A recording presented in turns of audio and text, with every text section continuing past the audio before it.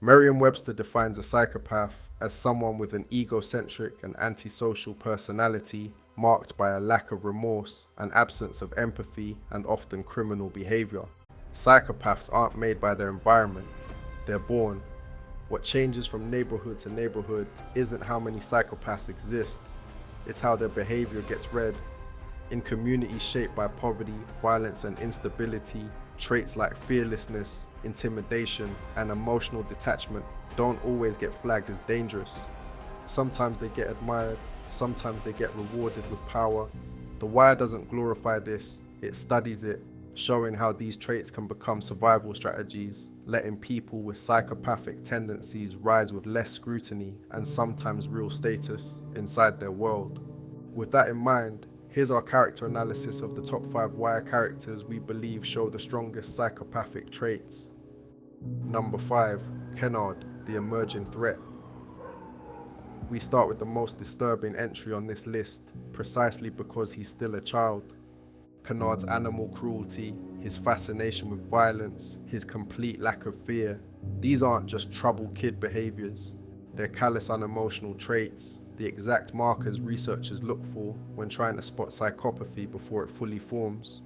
His detached, almost bored execution of Omar Little, a man who terrified grown gangsters, is the moment the show forces us to see it. No hesitation, no fear, no weight to the act at all. But because he's a child, the honest clinical answer isn't a diagnosis, it's a risk profile. Kenard isn't a finished psychopath, he's a warning about what the neighborhood might finish building. Number 4, Stringer Bell, the corporate psychopath. Next is a familiar face to anyone who's watched our other breakdowns, Stringer Bell. Strategic, charming, endlessly manipulative, Stringer treats people, relationships, even murder, as line items, transactions to be optimized, not human bonds to be honored. He hides his ambition behind a suit, a textbook, and a boardroom vocabulary. And when loyalty gets in the way of business, he doesn't hesitate.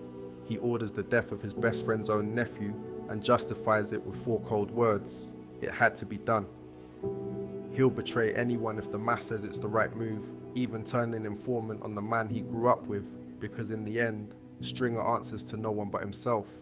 No loyalty that can't be priced, no relationship that outweighs his own self-interest, no remorse once the decision's made. He doesn't hesitate before ordering the kill, and he doesn't lose sleep after it. His own hands stay clean while someone else pulls the trigger, and he simply moves on to the next transaction. To Stringer, people aren't people, they're numbers, data points, variables to be managed and when necessary, eliminated from the equation. And that's exactly why he'd have thrived in a real corporate environment, the kind of Fortune 500 boardroom where cold, numbers first thinking gets rewarded instead of punished. He has the makings of a corner office CEO, the exact profile researchers point to when they talk about psychopaths who don't end up in prison but in the C-suite, which makes Stringer a highly adaptable psychopath, one who wears a suit and a syllabus instead of a scowl and uses both to get away with it. Number 3, Chris Partlow, the controlled enforcer. Number 3 is the quietest name on this list and maybe the most debated. Chris Partlow is cold, methodical. He carries out violence with the emotional register of someone doing paperwork. No remorse on his face, no hesitation in his hands. He's chillingly polite right up until the moment he kills you, and then he makes sure you disappear completely, body and all. Look at the killing of the old woman at the corner store. No anger, no hesitation, no wasted motion, just a task, carried out and closed. That's his natural disposition. Not rage, not fear, just cold, quiet efficiency, the look of a man for whom this is simply a job and nothing more. For most of the show, he reads like a pure psychopath dressed for work, plain camo, warm boots, nothing that ever changes even as his money grows. But Chris is also the character fans argue about the most, and it's easy to see why. One camp sees a traumatized soldier, a man shaped by suggested childhood abuse, whose military background simply gave that damage a disciplined, tactical outlet. In this reading, the coldness isn't innate, it's armor, built by trauma, not born in. Another camp sees a calculated sociopath, someone whose bizarre, almost courteous manner before an execution isn't leftover humanity, It's detachment so complete, it's learned to perform politeness as a formality. And then there's Michael. Chris takes the boy under his wing, teaches him, protects him, and reacts with real anger when he learns about the abuse in Michael's home. Some viewers read that tenderness as proof of a conscience still flickering somewhere underneath. Others read it as pure compartmentalization, a psychopath's ability to switch empathy on and off like a light, useful in this one relationship and absent everywhere else. A true uncomplicated psychopath doesn't have a Michael. Chris does. And it's the one variable in his profile nobody can fully explain away. That unresolved tension is exactly why he lands here at number 3 instead of higher.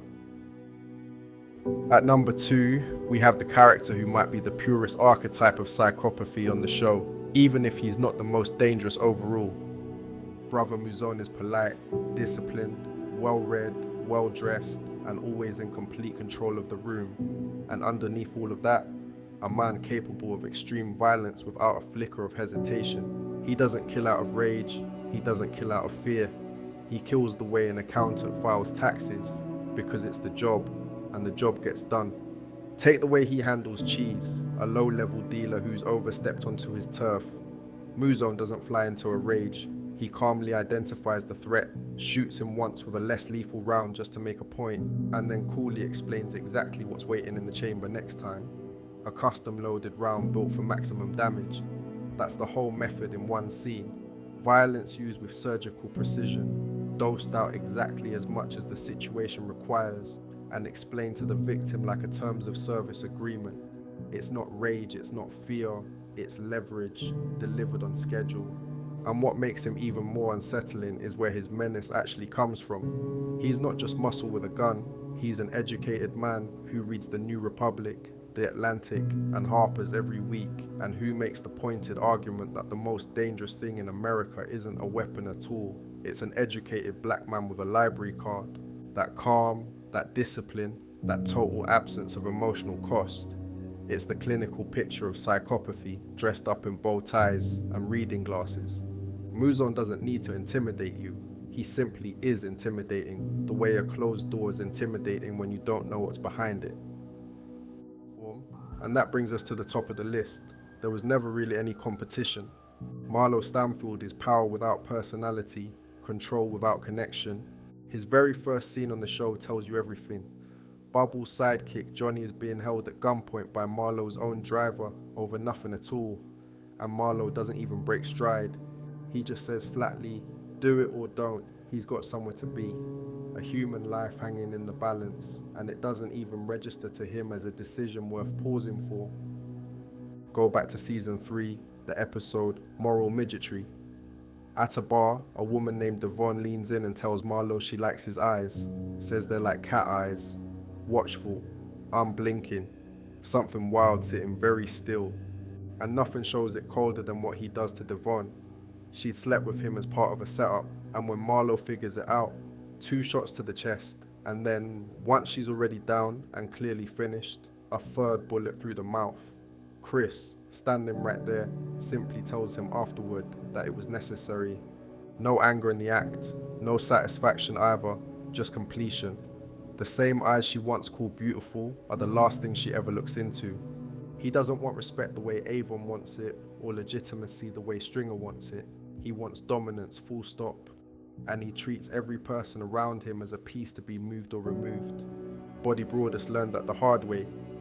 After holding his corner through the entire Barksdale era and outlasting almost everyone in the game, Body refuses to hand it over when Chris comes calling on Marlo's orders. He doesn't run, he doesn't beg, he just stands his ground, and Marlo has him killed for it without a flicker of hesitation, the same way he'd handle a paperwork error. Body himself put it best before that happened, describing Marlo to Poot as a man who takes lives not for business, not for revenge, but simply because killing comes naturally to him, with absolutely nothing behind his eyes when he does it. And that's not an exaggeration. By the time the police finally look underneath his organization, they find a body count that puts him closer to a serial killer than a drug boss. Dozens of victims sealed up in vacant row houses across the city, killed for reasons as small as a corner or a rumor, and hidden so well the case sits unsolved for years. Violence for Marlo isn't a last resort or a message, it's basic maintenance. What makes him the closest thing The Wire has to a clinical psychopath isn't just what he does, it's what's missing. There's no guilt behind his eyes, no warmth for anyone, not a lover, not a friend, not one person in Baltimore he treats as anything other than useful or in the way. The only two people who ever get close to him are Chris and Snoop, and even that isn't friendship. It's a general keeping his most reliable weapons within arm's reach. Chris has Michael, Mouzone has his code, Stringer has his ambition, Marlo has nothing but his own name and the willingness to bury anyone who says it wrong. That single-minded devotion to his reputation, above money, above safety, above human life itself, is exactly what makes him the purest form of psychopathy this show ever put on screen. What The Wire understands, and what most crime dramas miss, is that psychopathy isn't created by the corner, it's revealed by it. Put a person with these traits in an environment that rewards fearlessness and punishes softness, and you don't get a monster made from nothing. You get a monster with room to operate. Marlo, Mouzone, Chris, Stringer, even young Kenard. 5 different points on the same spectrum, 5 different answers to what happens when empathy simply isn't part of the wiring. So here's our question for you. Where would you rank them? Did we get the order right, or is there a name we slept on? Let us know in the comments, and stay tuned, because next time we're digging into the sociopaths of The Wire, the ones who weren't born this way, but were built by the game itself. If you enjoyed this breakdown, like and subscribe for more deep dives into the psychology of your favorite characters. Salute.